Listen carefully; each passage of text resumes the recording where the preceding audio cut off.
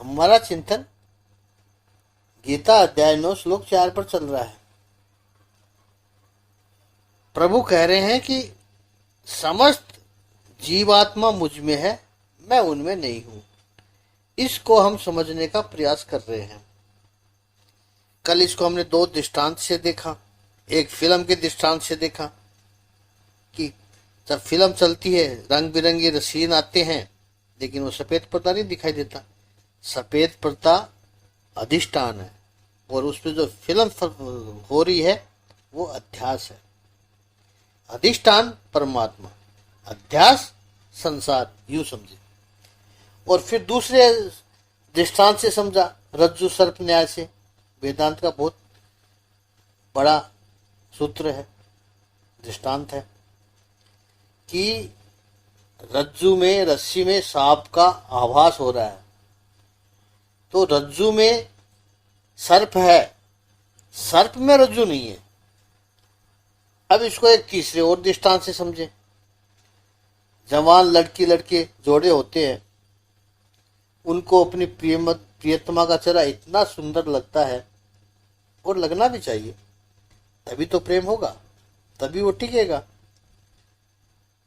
वो कहता जिधर देखता हूं उधर तू ही तू है।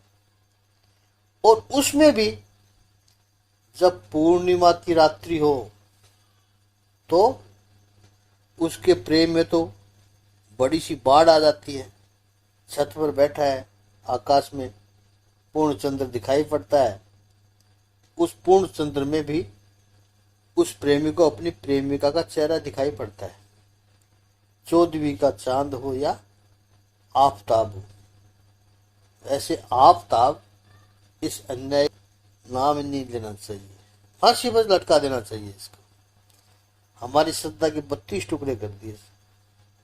क्या करें, श्रद्धा का भी तो पागलपन है। माता पिता की आज्ञा को न मानकर, धर्म की सारी मर्यादाओं को छोड़कर लिव इन में चली गई। ये लिव इन पता नहीं क्या होता है। धर्म की मर्यादा को छोड़कर स्वच्छंदी जीवन जीने का खामियाजा भुगतना पड़ा उसको। उसके स्वजनों, परिवारजनों के प्रति पूर्ण संवेदना है हमारी, और साथ में अन्य जो सनातन वैदिक संस्कृति की पुत्रियां हैं, बेटियां हैं, उनको उससे बोध लेना चाहिए, शिक्षा लेवे। नहीं तो लोगों को तो यही लगता है कि मेरी बेटी ऐसी नहीं है, सब ऐसी ही है। धर्म की मर्यादा छोड़कर जो बाहर निकलेगी वो सब ऐसी ही है।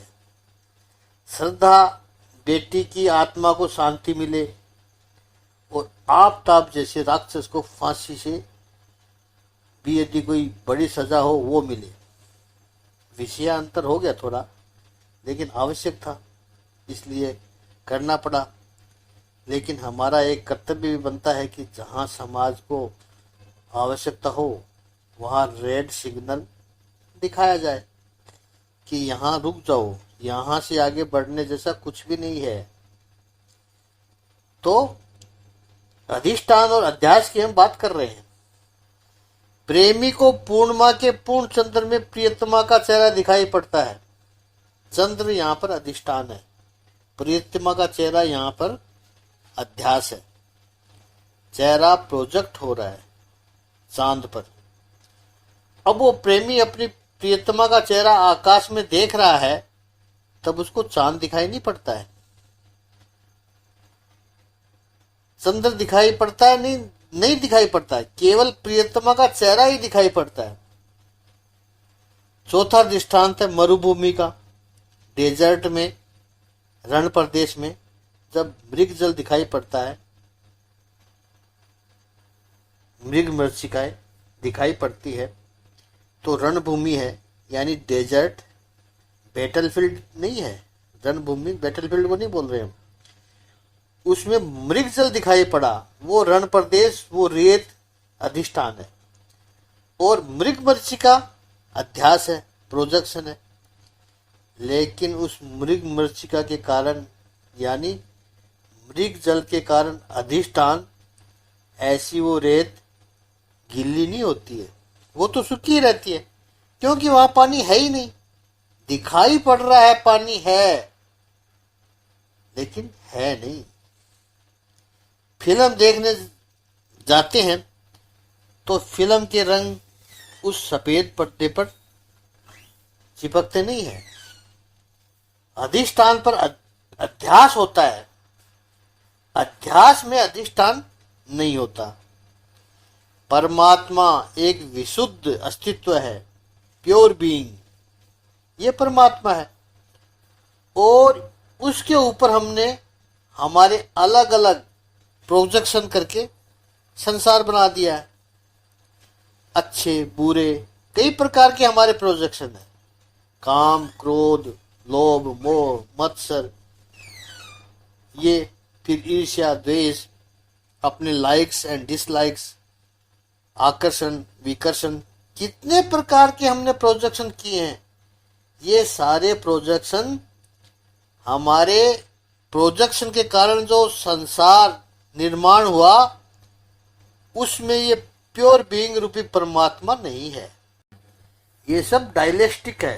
राग, द्वेष, आकर्षण, विकर्षण, सिद्धांत ये वेदांत का, कि जिस पर जो अध्यास किया जाता है, प्रोजेक्शन किया जाता है, जिस अधिष्ठान पर, वो अधिष्ठान उस अध्यास के किसी भी गुण या दोष से थोड़ा सा भी संबंध में नहीं आता है।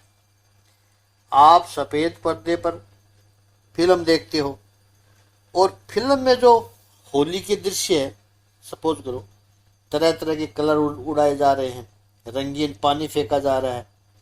उस फिल्म में हजारों व्यक्ति हैं, उन सब के कपड़े रंगीन हो गए, हीरो हीरोइन रंगीन हो गए, उनके चेहरे रंगीन हो गए, लेकिन उन किसी भी एक कलर का छोटा सा छींटा भी सफेद पर्दे को नहीं लगता है। बार बार वो फिल्म दिखाई जाए, बार बार वो प्रोजेक्शन किया जाए, लेकिन एक छींटा भी नहीं लगेगा। ठीक इसी तरह परमात्मा भी केवल अधिष्ठान है। उसके ऊपर यह संसार रूपी फिल्म बार बार चलाई जाए, लेकिन संसार का कोई भी गुण या दोष पूर्ण विशुद्ध ऐसे परमात्मा रूपी अधिष्ठान के ऊपर लगता नहीं है। इसलिए यहां प्रभु कह रहे हैं कि यह सारा संसार मुझसे घटित है, घटित हो रहा है मुझसे ही, मैं उसमें नहीं हूं। और सच पूछो तो परमात्मा उसमें नहीं है, इसलिए ये संसार निष्पक्ष रूप से चल रहा है। इसलिए संसार न्यायपूर्ण रूप से, नीति संगत रूप से चल रहा है। यदि ईश्वर भी उसमें इन्वॉल्व हो जाता, तो यदि ईश्वर में भी राग द्वेष आ जाते, तो फिर संसार में बड़ी गड़बड़ हो जाती। इस संसार में विशुद्ध कर्म का कायदा चल रहा है, कर्म की सत्ता चल रही है, और जैसा कर्म करेगा उसका जीवन वैसे ही परिणाम से भर जाएगा, बस। क्योंकि परमात्मा उसमें इन्वॉल्व्ड होता ही नहीं है। ये विचार 9वें अध्याय के 5वें श्लोक में आगे और बढ़ रहा है। तो अब 9वें अध्याय के 5वें श्लोक का एक एक चरण लेते हैं। न चमस्तानि भूतानि पश्य मे योगमेश्वरम् भूतभृन्न च भूतस्थो ममात्मा भूत भावना। 9वें अध्याय के 5वें श्लोक का शाब्दिक अर्थ है, तथापि मेरे द्वारा उत्पन्न सारी वस्तुएं मुझ में स्थित नहीं रहती। जरा मेरे योग ऐश्वर्य को देखो। यद्यपि मैं समस्त जीवों का पालक हूँ, भरता हूँ और सर्वत्र व्याप्त हूँ, लेकिन मैं इस विराट अभिव्यक्ति का अंश नहीं हूँ, क्योंकि मैं सृष्टि का कारण स्वरूप हूँ। आगे प्रभु कह रहे हैं च यानी और, एल्सो, इस अर्थ में भी च आता है। भूतानि मस्तानि न च, मैं सब भूतों में हूं, भूत मुझ में नहीं है। यहां उल्टी बात कह दी प्रभु ने। अब देखो, पिछले श्लोक में कहा था कि सारे भूत मुझ में है, लेकिन उनमें मैं नहीं हूं। और अब कहते हैं सभी प्राणी मुझ में नहीं है।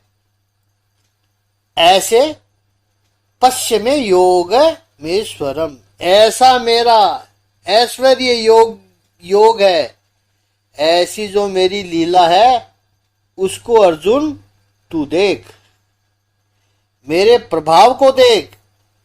भूत भावने च भूत भृन, यानी भूतों को बनाने वाला, सारे सृष्टि के भूतों को सर्जन करने वाला, प्राणी मात्र को निर्माण करने वाला, समग्र जीव सृष्टि का सर्जन करने वाला भूत भृन्य, उन आत्माओं का भरण पोषण करने वाला, उनको धारण करने वाला। मम आत्मा, अर्थात मेरा जो आत्मा है, यानी मैं स्वयं, भूत स्थानो न, यानी प्राणी मात्र में नहीं है। इन पूरे जीव मात्र का सर्जन मैंने किया, मैंने उनको बड़ा किया, उनका पालन पोषण किया, उनको टिका के रखा, वो सब किया, लेकिन मैं उनमें नहीं हूं। इस बात को भी वेदांत की दृष्टि से समझना पड़ेगा। चौथे श्लोक में जब इतना स्पष्ट प्रभु कहते हैं कि मतस्थानी सर्वभूतानि, जो भी भूत सृष्टि है वो सब मुझ में है, और 5वें श्लोक के पहले ही चरण में परमात्मा कहते हैं नैचमस्तानि भूतानि, मैं उनमें नहीं हूं।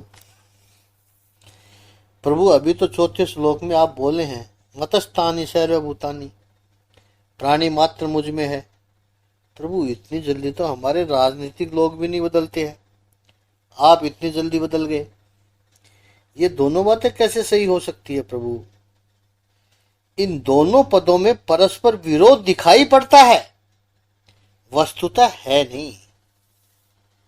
इसका अर्थ यह है कि परमात्मा सत्य है, लेकिन परमात्मा में जो दिखाई पड़ रही है, परमात्मा में जो भास हो रहा है, वह सृष्टि परमार्थिक दृष्टि से सत्य नहीं है। अब आप वापस रज्जु सर्प वाला दृष्टांत देना होगा। रज्जु यानी रस्सी, रस्सी में सर्प दिखाई पड़ा, वास्तविकता है रज्जु, रस्सी दिखाई पड़ता है सर्प। रस्सी में जो सर्प दिखाई पड़ा, अब रस्सी में जो सर्प दिखाई पड़ने वाला सर्प है भी और नहीं भी है। देखिए, जब दिखाई पड़ता है उस वक्त तो वो सर्प है, और नहीं भी है। ये दोनों बातें हैं। जब तक मन में वो भ्रांति होती है, जब तक वो सर्प का प्रोजेक्शन होता है, तब तक वो सर्प है, और वो भ्रांति दूर हो गई तो फिर वो सर्प नहीं है। रज्जु में सर्प है भी और नहीं भी है। परमात्मा में दृष्टि है भी और नहीं भी है। कब लगता है कब लगता है? जब प्रोजेक्शन चल रहा होता है, तब सृष्टि है परमात्मा में।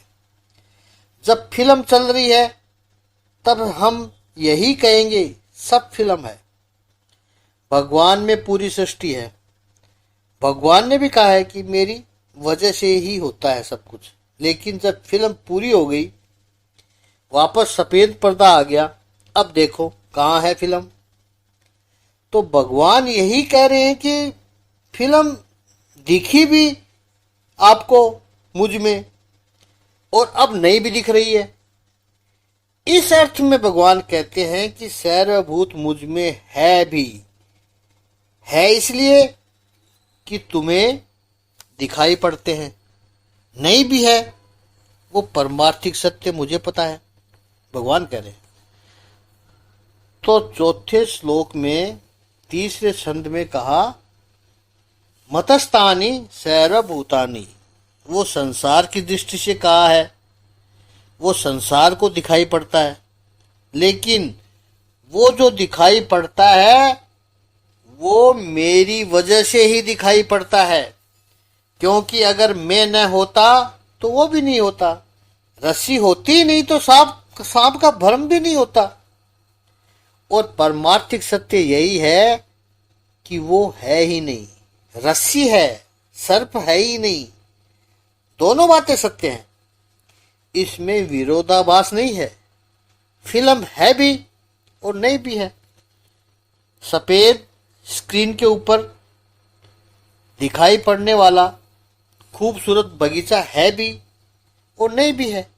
ऐसे ही प्रभु कहते हैं कि जीव मात्र मुझ में है, जीव मात्र मुझ में है भी और नहीं भी है। वेदांत ही पूरी बात को स्पष्ट करता है। वेदांत का दर्शन किया होगा तो तुरंत पूरी बात स्पष्ट हो जाएगी। वेदांत कहता है कि कारण सत्ता ही कार्य सत्ता है।